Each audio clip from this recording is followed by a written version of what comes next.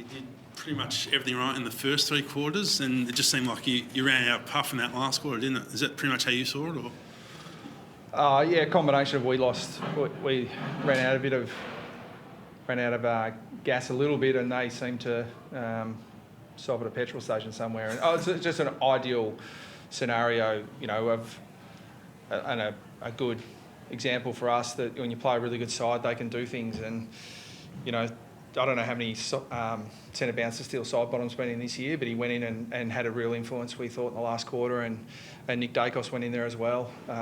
He was his usual influential self throughout the three quarters, but we thought we sort of curtailed his influence to where we were. He's always going to get the ball. I mean, you can do your best to stop it. But I think he went from the 18th ranked player on the ground three-quarter time to the first or second by the end of the game. So that's just quality players stepping up at the right time, and we just couldn't match it. I mean, it's the positive side for us is that we played two really good sides the last 2 weeks, and we've put ourselves in really good positions throughout the game. But it's probably easier for me to say now that we've got a lot of things to work on. I just said to our guys that it'd be hard if we'd won that game by 6 goals to come in and say we've still got a lot to work on, because people don't believe you. But we did have some of that exposed, at different stages today. And even up until three-quarter time, there were things that we let ourselves down with. So, we've got really high standards, and we're adhering to that for most of the time, but not for long enough today. So if you sort of drawing a line, I guess, of disappointment and being pleased, is it like sort of more than 50% pleased? I mean, I know you've got to be careful about losing in those circumstances, but overall, be pretty happy with that performance on the big stage, wouldn't you? I'm really happy with our ability to compete against the best, and that's what that's what we want to be able to do. We want to play a style of football that's capable of taking it up to the best sides and putting them under pressure. And to whatever it was, to get to 28 points in front shows that we can do that. But still, the last quarter for us, 20 inside 50s to 4, couldn't get our hands on the ball at all.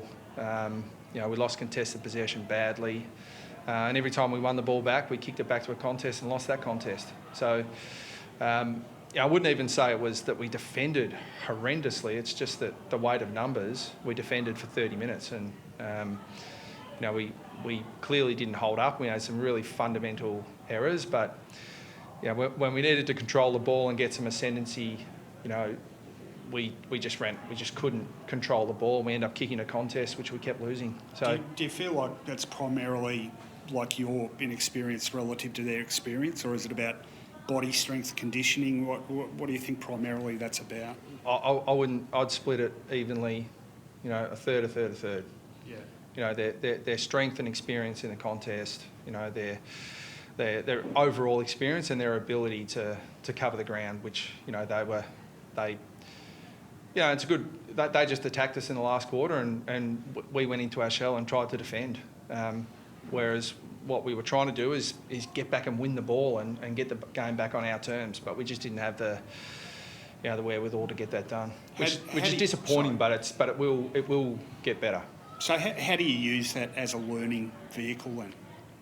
Our attitude is that we will double down on the reviewing of the uncomfortable bits of the game, and we'll drill down on it in fine detail. And a big part of my job is to show the players what happened, explain to them why it happened, and then give them a really clear direction on the way forward. Because even though a lot of those things didn't go our way, to be able to put ourselves in a winning position suggests that there's a lot of things that are going right. But to beat the best teams when they throw caution to the wind and just attack you for 30 minutes, we've got to be able to hold up in that situation better than we did today. Is there anything more you think you could have done to limit Dacos' influence in that last quarter, or is he just in that sort of mood that he's going to take down anyone? Well, Collingwood had their challenges too. Pendlebury went off, but what probably threw us a little bit, we lost the key defender. We had to take Setterfield off to Goey, that was going okay for us, to go back. Then we needed to get Setterfield back in there, so we put Langford back. Then we needed to win the game, so we put Langford forward. So we were shuffling the deck chairs a little bit, and it's sort of like prioritising which is most important. So we backed our inside mids to turn that contested possession differential around, and we couldn't do it. So, yeah, in hindsight, there are always things you could do, but I thought, as good as Dacos was, I thought Pendlebury in the first 3 quarters and Sidebottom for the whole game were very, very influential. And we will get there in terms of our players that have that sort of influence and experience, but we're just not quite there yet. Just in terms of Langford, Wiedemann, Draper, the highlight for most of the game looked like it was almost going to a key factor in what could have been a win. Is that sort of one of the positives you look at? Because last week the Tours again were very effective. They were pretty effective again today. Is that something you can sort of build on heading forward, I guess? Yeah, I think so. We have changed our forward line up, and Wiedemann sort of first game back in, and some continuity would be sort of preferable. But on the silver lining of that is we're finding out a lot about certain players in our forward half. So we'll keep looking at different options, and we're not in the position, I don't think, where we want to sort of lock in a forward structure and go with it for 2 or 3 years. We want to find out what the best mix is in there. So the big guys. I mean, a lot was talked about our aerial dominance, but when you've got players of the class of Pendlebury, etc., through the midfield, we clearly dominated around the ruck contest, but their ability to get first possession, shark our hits, win the ball at ground level in all the aerial contests was much better than ours today. Just on Dacos, Nick Dacos, you played, I think, in a game of the Gabba where Chris Judd kicked 5.5 or something in his second year. Have you seen a player have an impact on the competition since Judd to the level of this kid? It's hard to think of one. Look, I think he's just a very special player who is doing things that someone in this in the system for 10 years can't do. But we all knew this coming through. I mean, we all watched him as a junior, they're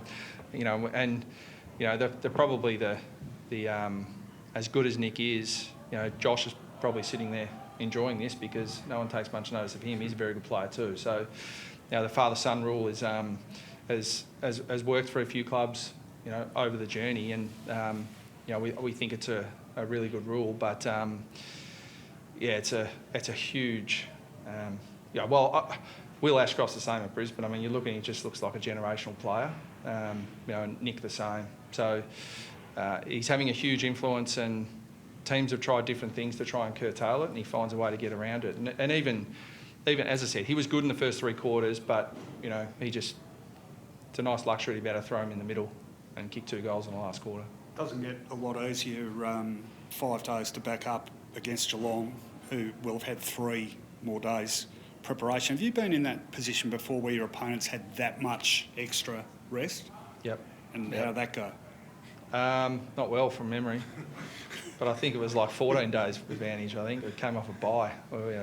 But so how are you going to handle it?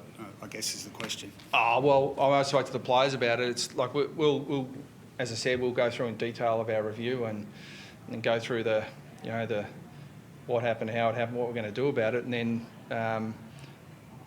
We all probably felt we were waiting for this game to come for so long, so we don't have that problem this week. We can get straight back into it, and we'll get some good evidence again as to what let us down today and how we can improve it next week. And you always want to play a good team, my view, because we are in a phase where we're looking for evidence, both positive and areas for us to improve. And you get that against the good sides because they expose your weaknesses. And but pleasingly, in all the games we've played, we've been able to, challenge really good teams, which is, the key takeaway for me. I know coaches don't like to look too far ahead, but I know beyond Geelong you've got Port away and Brisbane away, and just in the context of you being pretty pleased with your performance against really good teams recently, are you hopeful that these experiences will give the team quite a bit of confidence heading to what's a pretty tough mini run for you guys? Yeah, I look at it a little bit differently. Every game's a tough game for us. we're at. I mean, I've got enormous respect for the competition, and I know that people sort of maybe scoff at that and think that's not right. But every team on their day is a really good side, and you know, we no doubt some are at a better stage than others, but no, we just play who we're going to play, and you know, we played Gold Coast, GWS at Marvel, and we thought they'd be really challenging games too. You know, Hawthorn at the G, so yeah, we don't differentiate. It's just they're all tough. It was the second biggest home and away crowd in history. Sorry, how do you feel sort of being a part of that as a club? Pretty incredible. Yeah, it's amazing, and I think it's great. You know, for the competition, it's great for for Essendon supporters to be able to come out and be part of that. And you know, we've said it all week. It's just such a we should never forget that. I said to our players, you know, and even the coaches, we're too young to remember what our Australian soldiers have gone and done for us. And this Anzac Day is really important to all Australians and New Zealanders, but I think the AFL have done an exceptional job of putting it back front and centre, because all these players, and they're too young to understand. And we talked about it's hard to fathom sending a 18, 19, 20-year-old off to defend your country and fight for the freedoms that we enjoy today. And the AFL have, I think, put a greater spotlight on Anzac Day than was already there. So it's just a privilege to be part of it.